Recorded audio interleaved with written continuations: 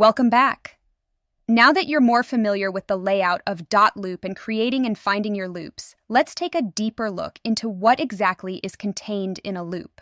Let's take a look at the layout of a typical loop. This is a listing loop, so a listing loop template has been applied. First, you see the loop name, front and center, so you know what loop you are currently working in. Under the loop name is the loop status. The loop type is first, which could be listing for sale, purchase, or other. Next is the loop status. These options populate based on the loop type. Next to that is the View Details button. This link will take you to the Loop Details screen, which lists people who are a part of this loop, service providers, and other information about this transaction that you have filled in either manually or via autofill. To the right of View Details is the Notifications flag. This is where you would go to find notifications related to this loop. Next to that is the Dotloop Messenger button. Dotloop Messenger is how agent support will communicate with you about compliance issues. We will talk more about Dotloop Messenger in a couple of videos. Above those buttons is a smaller menu with 4 links. First is the activity log. This is where you can see all activity on this loop by anyone who has access. We will talk more about the audit log in a couple of videos. Send Earnest Request is an earnest money payment system that Dotloop offers. We do not use this feature at Key Realty. Setup Easy Offer allows you to set up a simpler way to accept offers on your listings. We will talk about Easy Offer later in the course.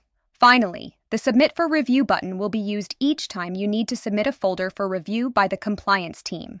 We will talk about its use later in the course. Now that we've covered the navigation inside of a loop, let's look at the makeup of the actual loop where your documents will be stored. Under the heading Documents is where your loop folders are, with each folder holding documents. This is a listing loop, so you can see 4 folders: Listing Processing, Sales Processing, Closing Processing, and Miscellaneous, each containing documents for that specific portion of a transaction.